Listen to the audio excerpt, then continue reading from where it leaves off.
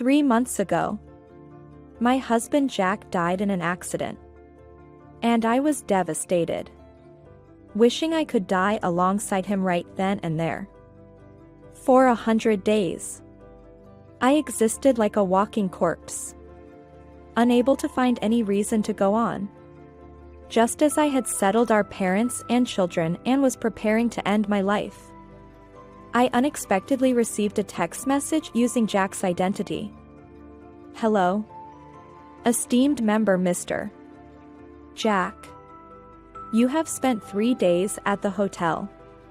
A 20% discount coupon has been sent to your registered email. We welcome your next visit.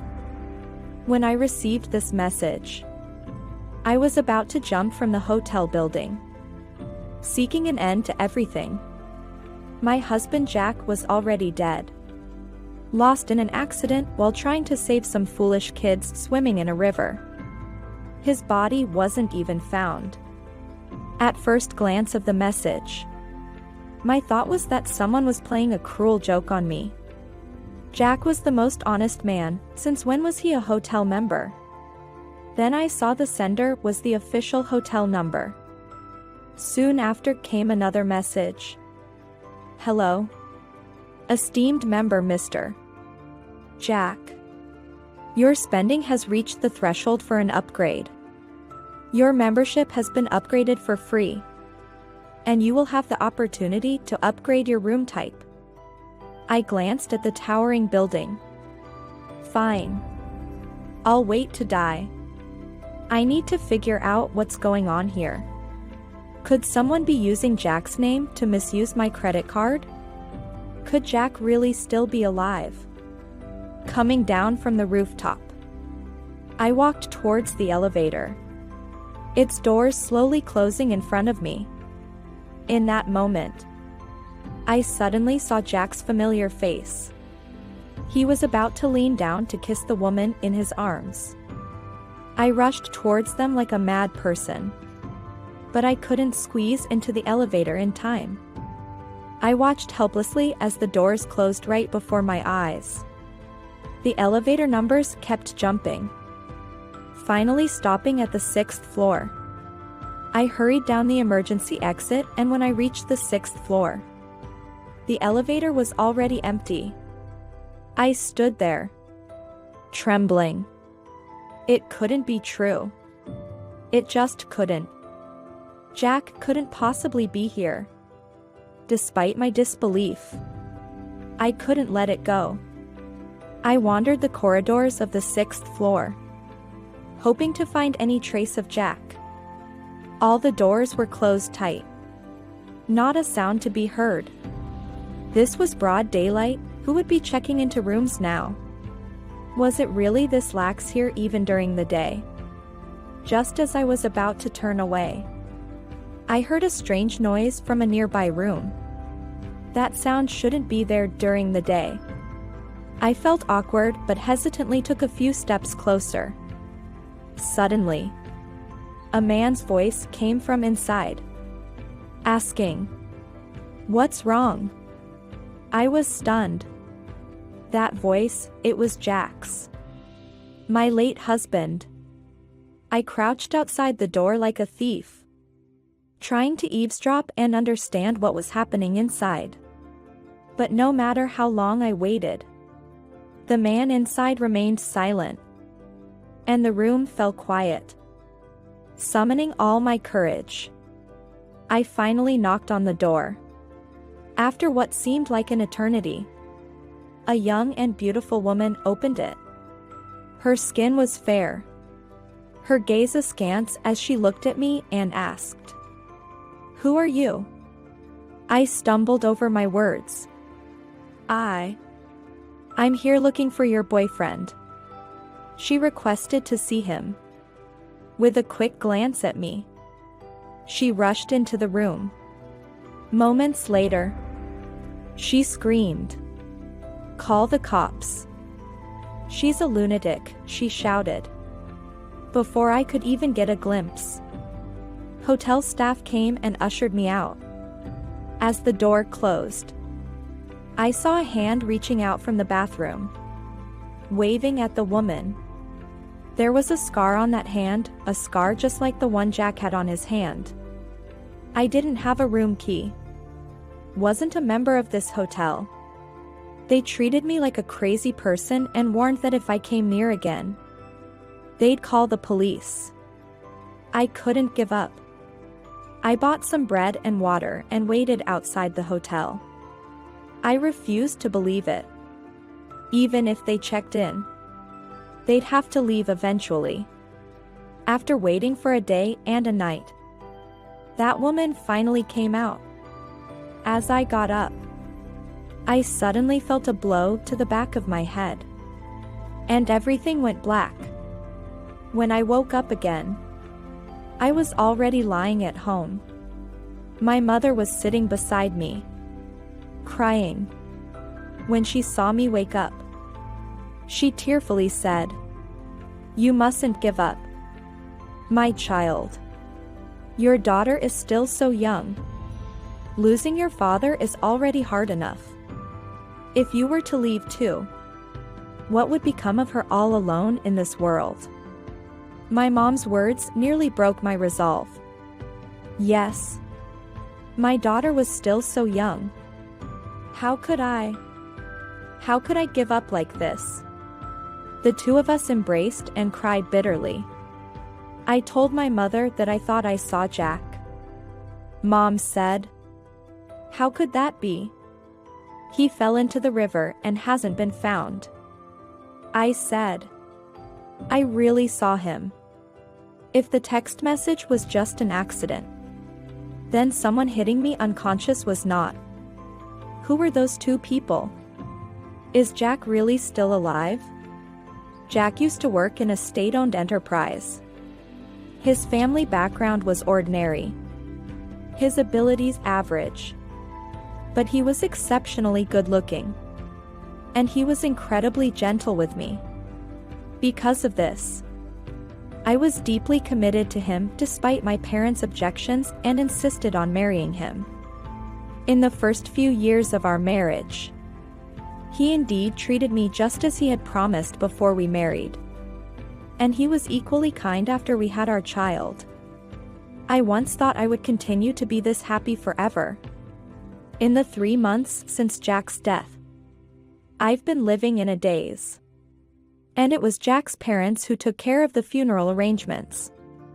After calming down, I decided to visit Jack's workplace. When I arrived, the kind lady from the finance department told me that Jack's parents had already settled his salary and taken all the money. I asked if they didn't take any compensation, given that Jack was a young worker who died unexpectedly. A state-owned enterprise like this would surely offer some compensation. The lady said they offered it, but Jack's parents didn't want it. This was surprising since Jack's parents are typically very money-minded, considering it a loss if they miss out on any benefits. Now, with their son's unexpected death, it's strange they wouldn't take the compensation. I was puzzled and immediately went to Jack's parents' house. When she saw me, my mother-in-law was very surprised and asked, "Mary, what brings you here?" I said I came to check on them and asked how they've been these days. My mother-in-law instantly put on a sad face and said they were just getting by. And life has to go on even if someone is gone. On the coffee table, there were 2 plates of fruit, one of which had golden cherries that I would hesitate to buy for myself because they're so expensive. In the past, my in-laws would never buy such pricey fruits. I told them I had gone to Jack's workplace and asked why they didn't take the compensation. I suggested they should take some money to support themselves, given their age. My mother-in-law replied that at their age, they don't need money. But she avoided eye contact and looked guilty. Shortly after, my father-in-law came back. What surprised me even more was that he was holding a set of fishing tools. I glanced at the brand. One fishing rod alone could cost in the four-figure range. That was it for me. I couldn't stay any longer and rushed back home. Now, everything is a mess before my eyes. I can't find any direction. If Jack isn't dead, then why hasn't he come back to find me? My mind immediately went to that woman in the hotel. Thinking over and over, I couldn't come up with any solutions. I decided to hire someone to follow my in-laws. It's a last resort, but I can't think of any other way. So, I spent the money and hired someone. I started taking stock of my assets. And as I meticulously went through everything, I discovered that over the 5 or 6 years since my marriage, I had transferred no less than $3 to $4 million in property and cash to Jack and his parents. Back when Jack and I were deeply in love. I didn't even notice these transactions because I could afford it. Even so, during those years, my in-laws never voluntarily bought such expensive fruits, let alone imported fishing gear. My hands were shaking uncontrollably as I opened the cabinet, searching for any traces. Finally, I found a spare key, which was for Jack's dormitory at his workplace. He had given it to me a long time ago, but I hadn't paid much attention and just tossed it into the cabinet. That dormitory was where Jack slept when he worked night shifts. Even when he was on night shifts, Jack would stay on a voice call with me until I fell asleep before he would hang up. Gripping the key tightly, I followed the address he had once told me. Room 207. This was it. I listened carefully, and hearing no sounds from inside, I mustered up the courage to quietly open the door. The moment the lock turned successfully, I was thrilled. Great. The lock hadn't been changed. The dormitory was clean, with a single bed against the wall, a shelf, and a desk beside it. A piece of clothing hung behind the door, and upon closer inspection, I saw it was Jack's. It was just as clean as if someone had worn it yesterday. But Jack had been gone for 3 months now. So why did the workplace still keep his dormitory? I walked to the bathroom, and tears began to flow instantly. The arrangement was exactly how Jack used to keep things, as if he were still alive. Suddenly, a lipstick caught my eye painfully. It was an Armani, half used. Next to it was a set of couples' mouthwash cups, and even the toothbrushes were a matching pair in blue and red. On another shelf hung a pair of women's underwear, a pretty pink-blue lace pair. I desperately wanted to deny that these belonged to Emily, but how could I explain the clothes at the door? My husband had been living with another woman in a place I knew nothing about. The pain in my heart rendered me speechless, and I slowly crouched down, clutching my chest. Just as the tears started to flow, I suddenly heard footsteps outside the door. I quickly crawled under the bed and held my breath. The door lock clicked, and someone came in, their steps light and quick. From my vantage point, I could see a woman wearing a pair of bright red high heels, walking back and forth, humming a tune, looking very cheerful. She tidied up the room a bit, then sat on the bed and started making a phone call. "Hi. When are you coming over?" "Oh. We have to wait until it's dark to check into the hotel? Are you still uneasy about coming here and having to sneak around? I've already told the factory, and I'm the only one with the key to this building. No one else will come by. What are you still worried about?" "Okay. I'll wait for you. But you must come by 10. I glanced at my watch. Thankful it was luminescent, showing clearly that it was just before 7 p.m. I could wait. Several hours passed, and I finally heard the woman going to open the door. She said, "You're here. Why so late?" I didn't even dare to breathe loudly. "Haven't I told you we should meet less often recently?" It was Jack's voice. The sound was unmistakably clear, like a sharp knife piercing my heart. I had heard it for years and could never forget or mistake it. Jack was really still alive. Their shoes were next to each other, and they embraced and kissed right in front of me. The pain was so intense I wished I could disappear on the spot. I bit my finger hard to keep from making any sound. Tears and snot mixed together, making me a mess. I don't know how long it was before they finally stopped. I thought that would be the end of the nightmare, but it was just beginning. Jack lit a cigarette and started talking to the woman. "This isn't over yet. We shouldn't keep meeting here. Didn't you find a hotel last time? What does it matter? You're already a dead man. We even had a funeral for you. Even if he saw you, he'd probably be scared to death. How could he think so much? Didn't you say your wife was just a simpleton who only knew how to love you?" Hearing this, I felt a chill run down my spine. I am just a fool who only knows how to love her. How ironic. Jack said, "Baby, just wait a little longer. I thought he would end life for me. If he died, things would be easier. His inheritance would go to his daughter, and my parents would manage it.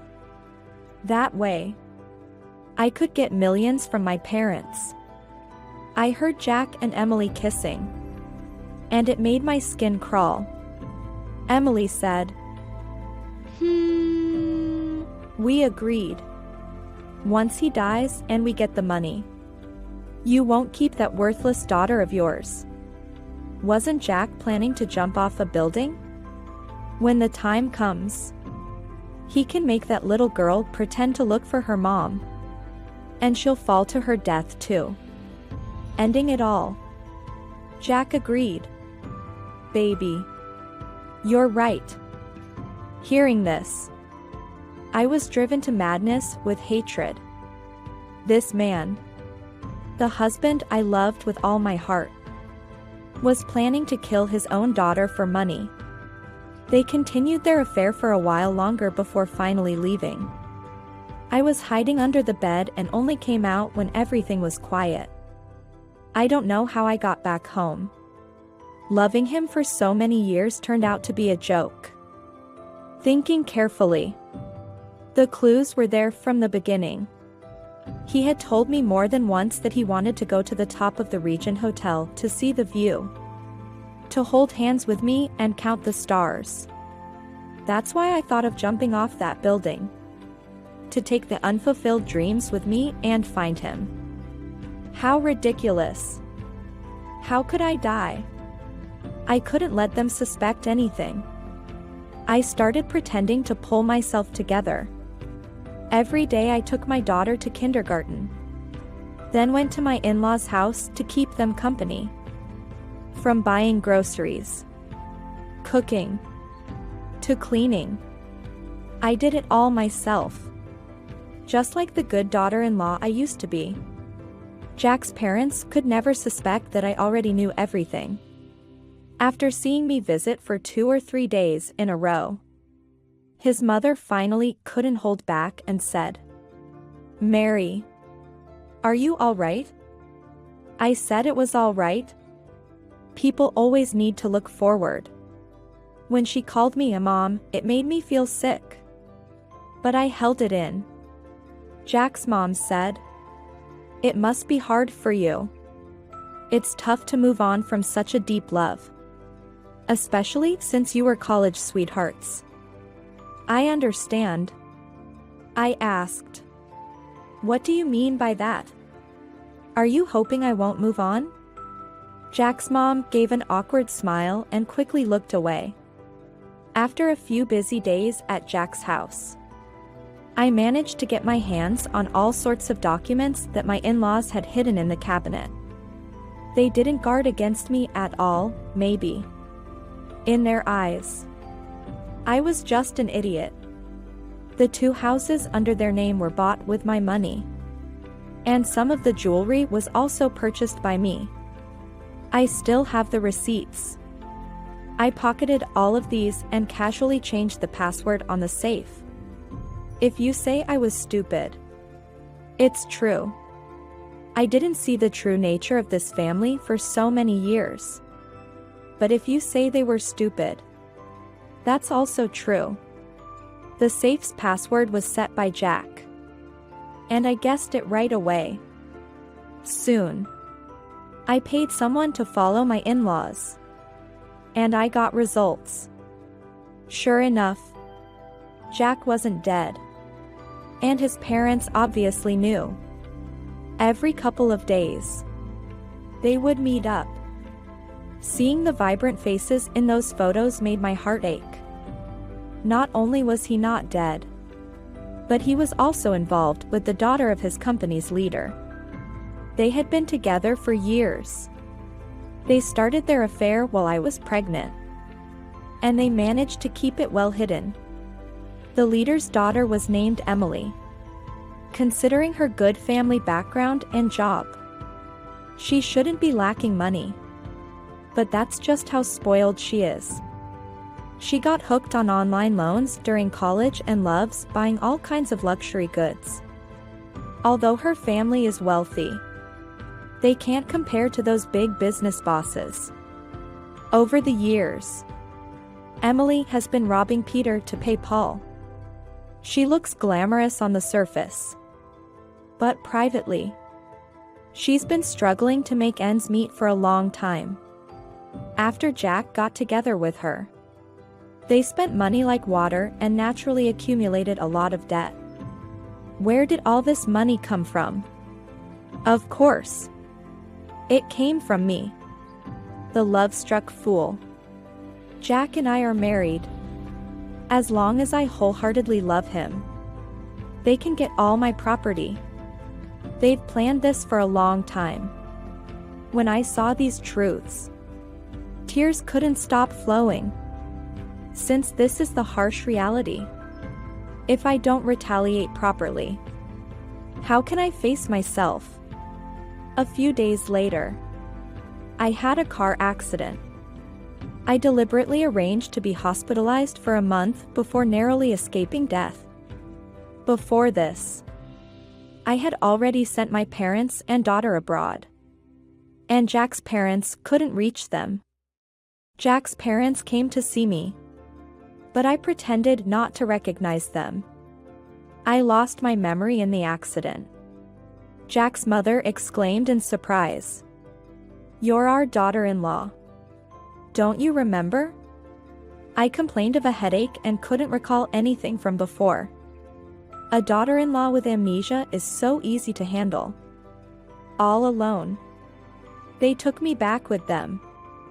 Soon, tricky problems arose. I didn't remember who they were. So naturally, I wouldn't acknowledge any promises made earlier to give them things that I had already sent away and couldn't retrieve. But they can forget about any part of the wealth that comes later. That day, Lawyer Tim came to see me. I directly said in front of Jack's parents, "I have a husband." How could I not remember? Lawyer Tim said, "Yes. But your husband had an accident a few months ago." I replied, "Oh. If it was an accident, then forget it. Anyway, I don't remember anymore. This money is my personal property. I won't give it to anyone else." As soon as I said this, Jack's parents nearly jumped up. You are married to our son. How can you take back your property? Jack's father glared at me as if he could eat me alive. I said, I don't remember who my husband is anymore. But isn't this property under my name? Since it's mine, I can choose to give it or not. Isn't that my freedom? Lawyer Tim said. That's correct. Miss Mary. It's your right. I said. All right then. All previous property distribution agreements are null and void. Oh. By the way, the will is also null and void. I'm not dead yet. Why write a will? Jack's parents were dumbfounded, watching their astonished expressions. I secretly chuckled. These two old guys actually thought the agreements I left behind before my ending life would still hold, allowing them to live in luxury with their son, the golden boy who escaped unscathed. There was no way. Jack's parents kicked me out once they realized I hadn't left them any inheritance, finding some excuse to send me packing.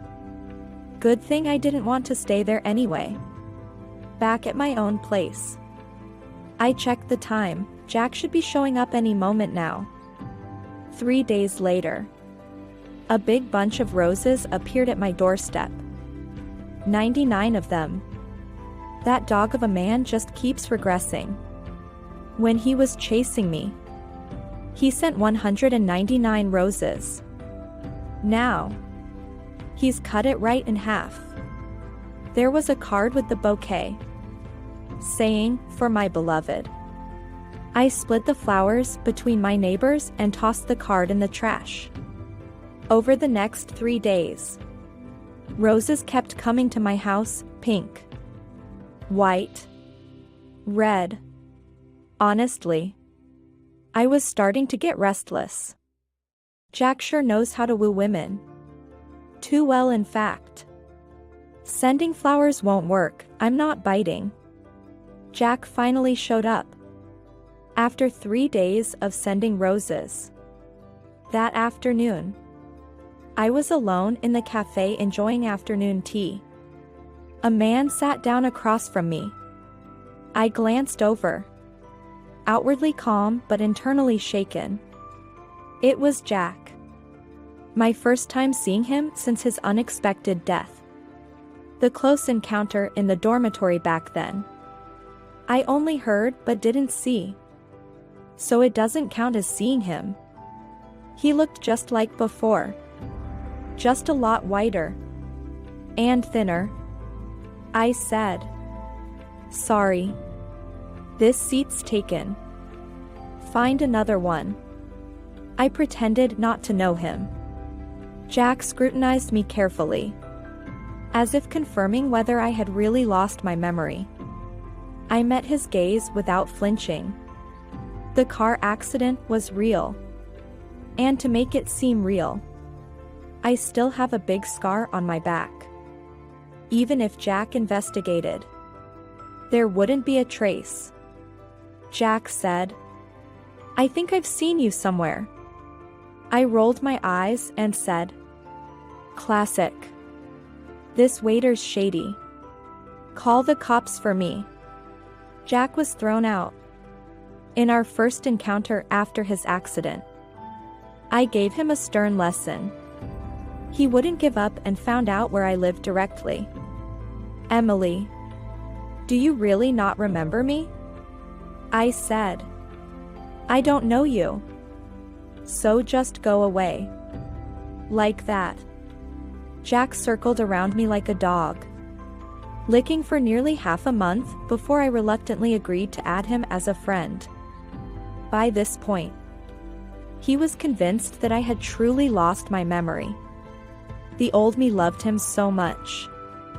How could I possibly treat him this way? If I had known he had come back from the dead, I would have gladly spent all my wealth. It's just a pity. It's not the same as it used to be. He told me he was my husband and that we were deeply in love. I expressed disbelief. But he kept trying to please me relentlessly. A person's energy is limited. Yet Jack persisted in his pursuit. I naturally ignored his new love, Emily. Before long, I received a threatening text from that woman, Mary. "Keep your hands off my man. You persistent bitch. Why didn't the car finish you off?" I showed the message to Jack, and he looked panicked. Jack said, "Mary, let me explain. I don't even know this person." I chuckled and said, "Really? Then call her and curse her out for me." Jack hesitated and said, She'll be stunned." I replied, "Scared? Well then forget it. I'm not interested in a wishy-washy man like you. Since you still have a girlfriend, you shouldn't be clinging to me all the time." I promptly kicked him out. Jack didn't give up and begged at my doorstep for a long time before I finally opened the door. He said, "Mary, I'll call her now. Please don't be angry." He dialed the number from the message. I said, "Put it on speaker." Jack looked flustered but reluctantly put it on speakerphone. The other person said, "Hello? Darling. What are you up to?" I heard a sweet voice. The same one I heard that day when they were flirting. Jack yelled, "Where did you come from? You slut. Saying these things to my wife. Are you crazy? Get lost." After cursing her out, he hung up. Because of his performance this time, I agreed to let Jack temporarily stay with me. But he could only sleep on the couch. Jack was just like before, cooking for me every morning to cheer me up. Unfortunately, I never ate his cooking. It disgusted me. Who knows if he poisoned it? Every moment I spent under the same roof with this man was torture. But now is not the time. I want everything I give him back a little bit at a time. "Mary, are you even still a woman?" Jack said, incredulous that she dared to bring it up. "If you hadn't provoked him first by texting, how would I have been forced to make this call?" Jack's tone was harsh as well. Continuing, "What if he catches on? If he really becomes suspicious?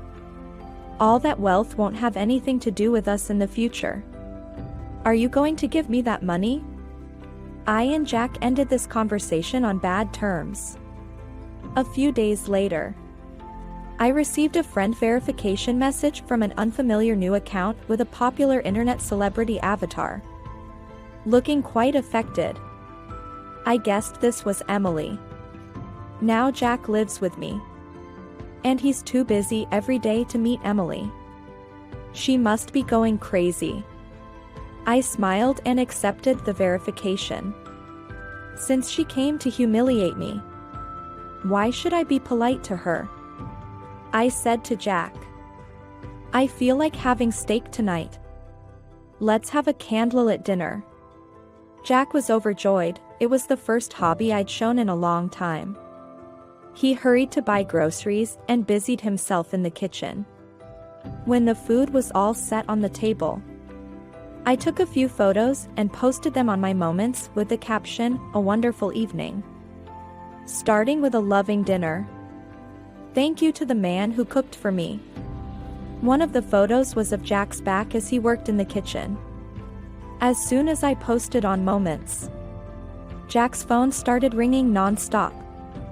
In the end, we didn't finish the meal. I directly kicked him out, using his busyness as an excuse. I said, "Answer your calls properly, busy man." Then I closed the door, turned around, and threw all the decorated food into the trash. Jack hid in the community garden to make his call. And I heard them having a heated argument again. I have to admit, it felt satisfying. Jack scolded Emily. "Are you crazy? You know I'm living with her now. But you still insist on adding her as a friend and checking her moments? What if she finds out?" Emily cried loudly. "Are you treating me fairly?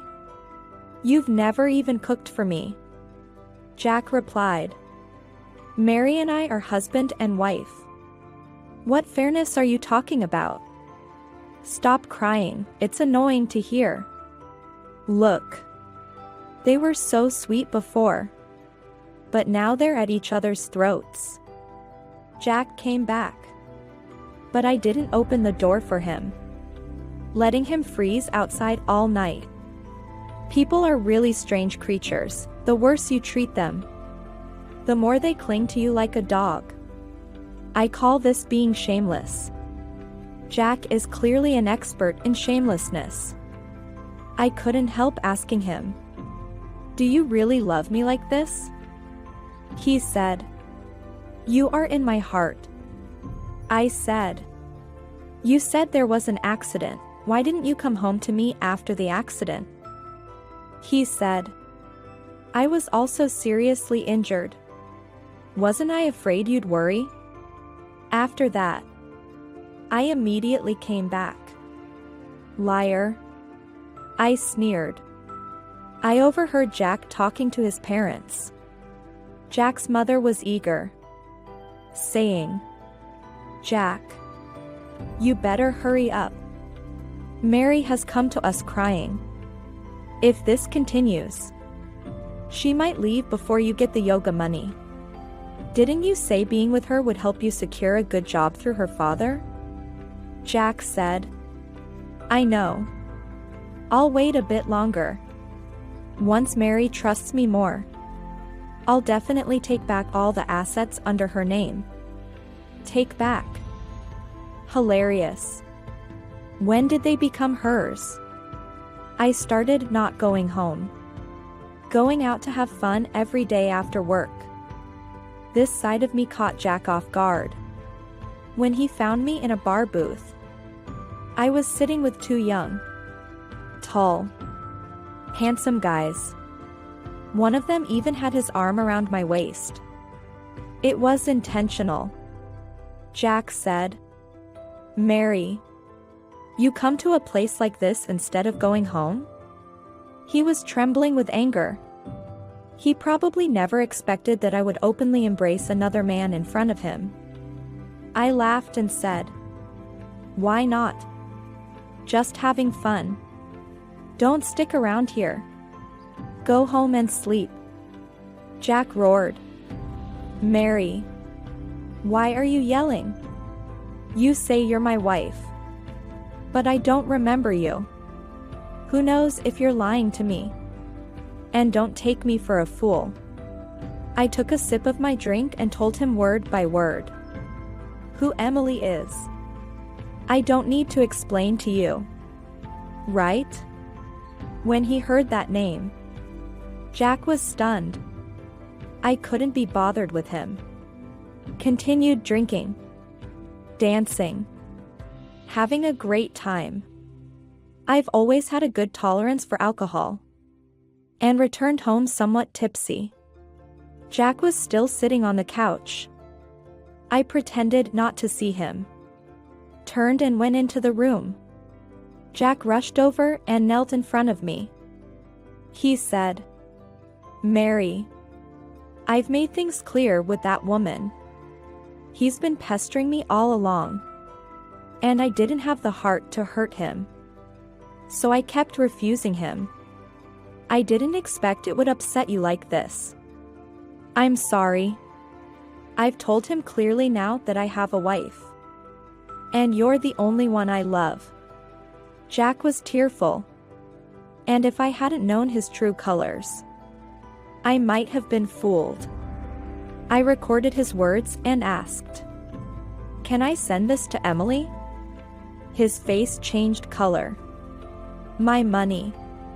Emily's father gave it to me. This iron rice bowl of a dog. Wanting it all. I eventually chose money. Jack and I broke up. Temporarily at least. News spread that he wasn't dead.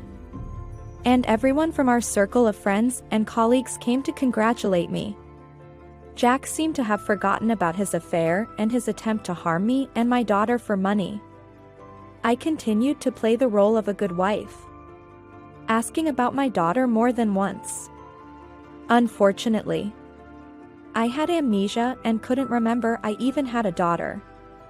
Jack wasn't in a rush either and said we should take things slow, even actively helping me find a reputable doctor, hoping to cure me. After some time, another toddler I was holding started laughing.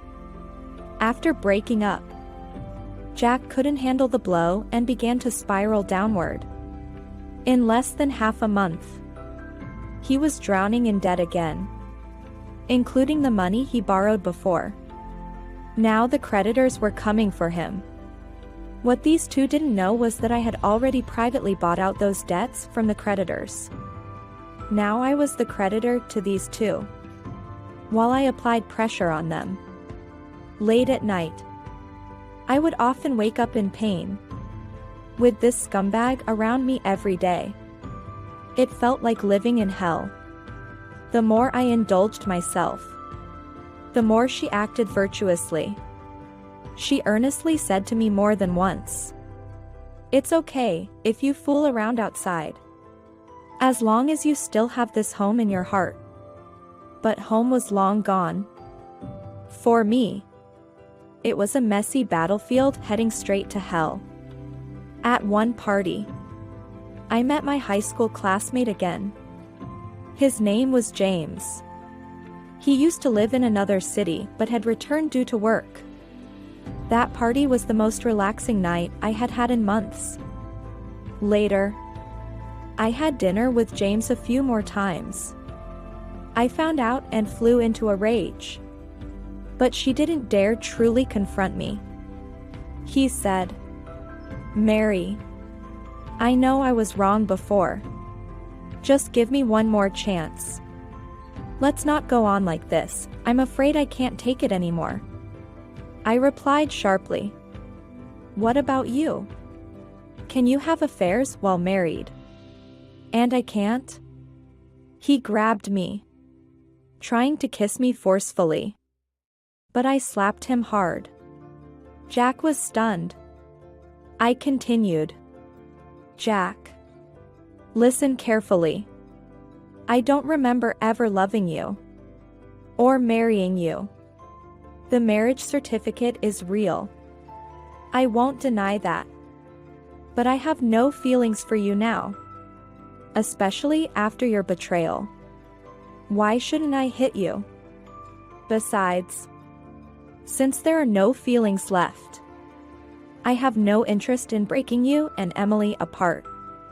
Let's get the divorce papers when we have the chance." At the mention of divorce, Jack went crazy. He shouted, "I will never divorce." I told him, "Then I'll have to file for divorce." With a thud, Jack knelt down again. "Mary, I can't live without you. After all these years, how can you be so heartless?" I coldly looked at him. "Stop making a scene. Pack your things. Don't waste each other's time." From that day on, I never returned to that house. There was nothing important there anyway. Just some furniture and decorations. Jack could do whatever he wanted with them. I started to frequently contact James. On the surface, I looked like a bad woman, but I was actually discussing business with James. I didn't bother to explain. What I wanted was for Jack to think I was already deeply involved with another man.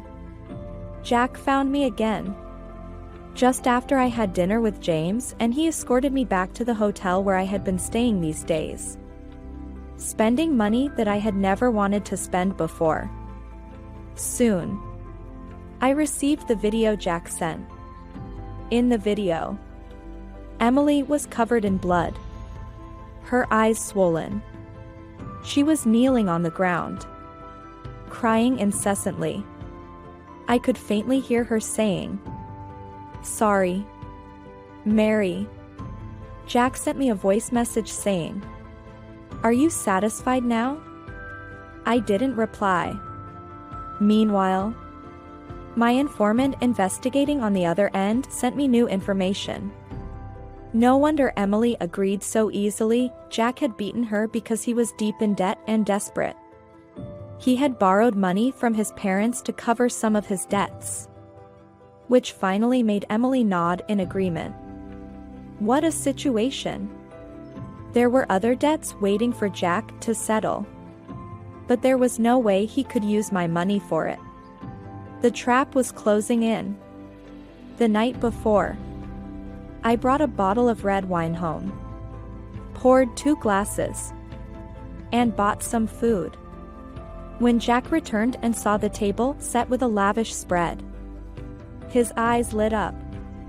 He thought I had softened her heart. I only drank and remained silent, growing more sober with each sip. Jack kept staring at me, reminiscing about the moments they had shared, trying to rekindle my love for him.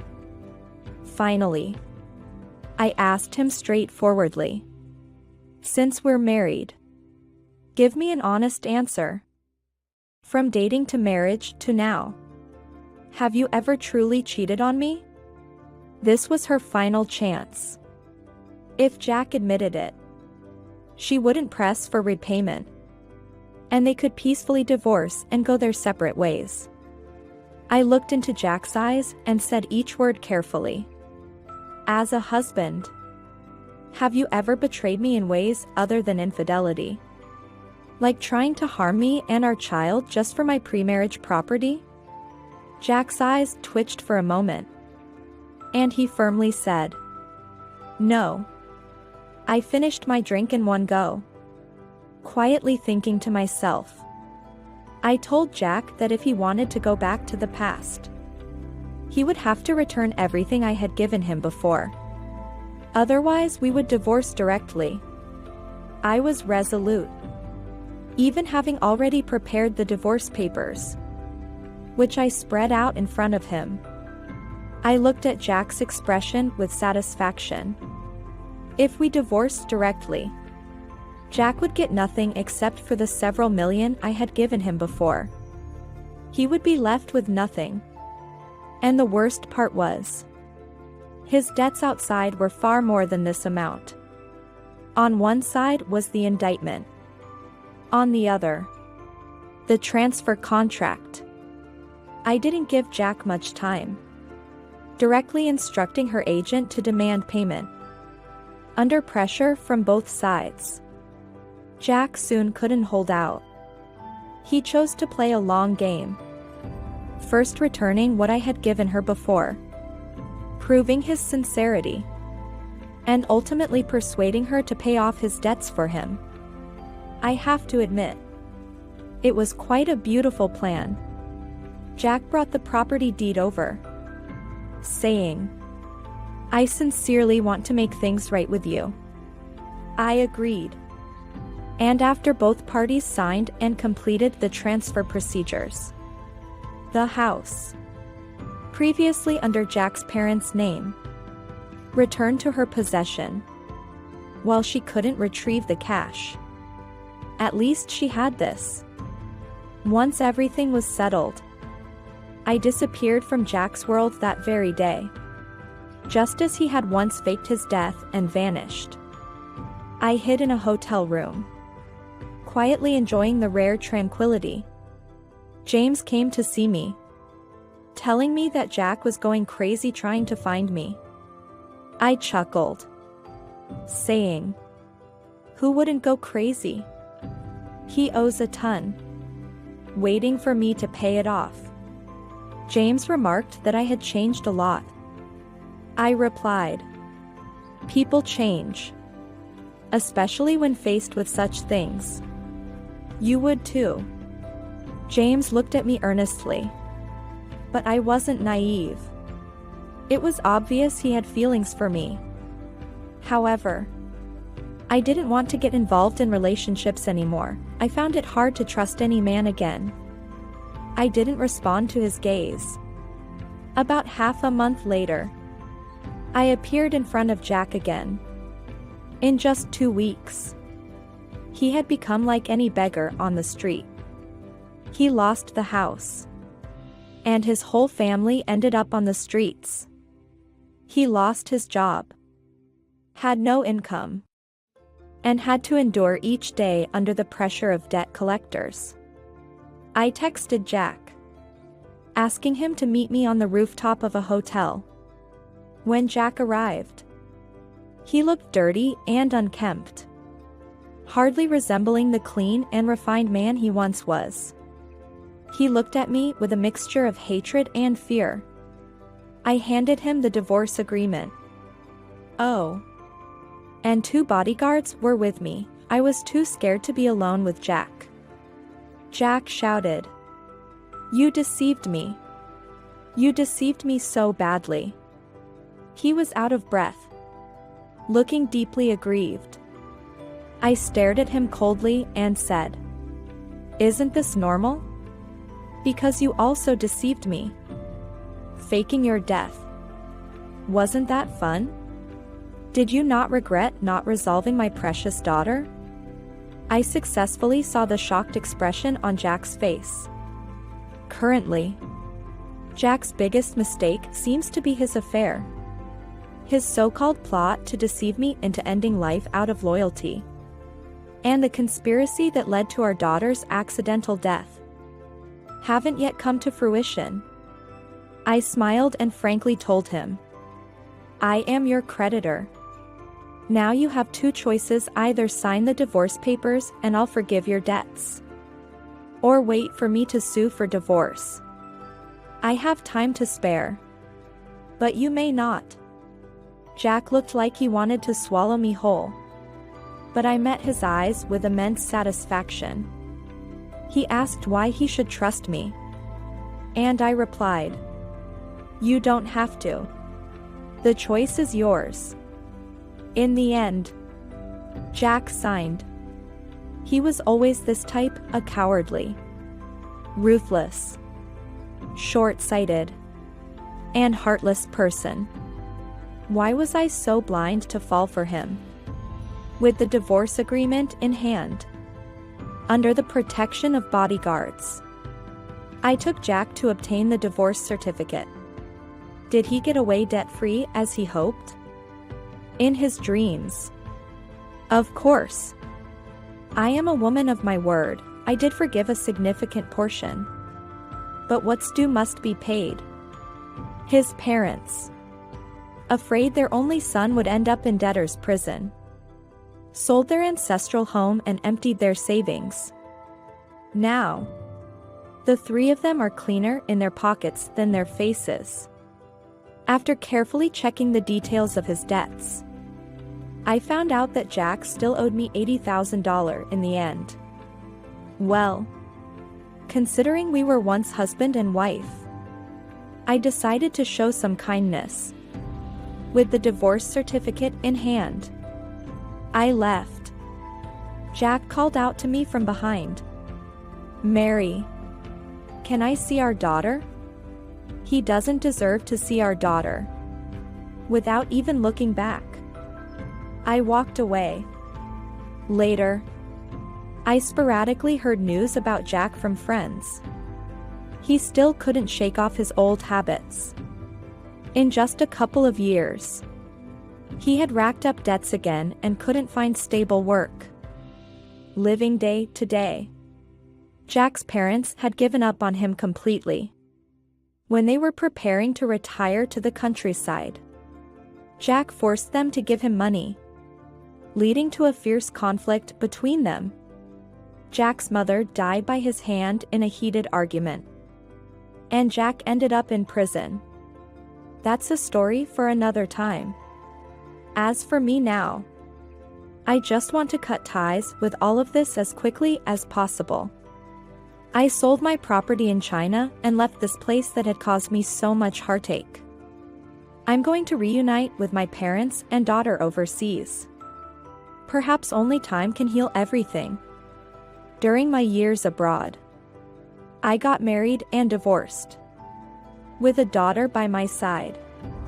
As my daughter grew up and my parents began to miss home, I moved us all back to our original city, handling everything from buying a house to moving by myself. Once, on my way home from a walk, as I passed over a bridge, I heard people arguing loudly and rudely underneath. I listened carefully and froze in place. It was Jack's voice. I walked to the edge of the bridge and looked down. Sure enough, there were two people in the bridge's alcove, Jack and Emily. They looked like two beggars, sleeping among a pile of trash, blaming and cursing each other with words that dirted the ears. I watched coldly for a while, then took out a $1 coin and tossed it towards Jack and Emily from a distance. They immediately stopped arguing and rushed to grab the coin like crazy. I laughed heartily. Jack didn't recognize my voice at all. He was still below the bridge, grinning with yellow teeth, shouting for more money, saying that this amount wasn't even enough for a steamed bun. Before he could finish, Emily came charging over and slapped him, demanding the money from him. They started wrestling again, and I watched with great interest for a while. On the way home, I felt really good. This is probably life, isn't it? Perhaps Jack will never know that I once gave him $1 like I was dismissing a beggar. After watching the story above, do you have any thoughts? Feel free to share your opinions in the comments section. If you enjoyed our video, please like, subscribe, and share our channel. That's all about today's story. See you next time.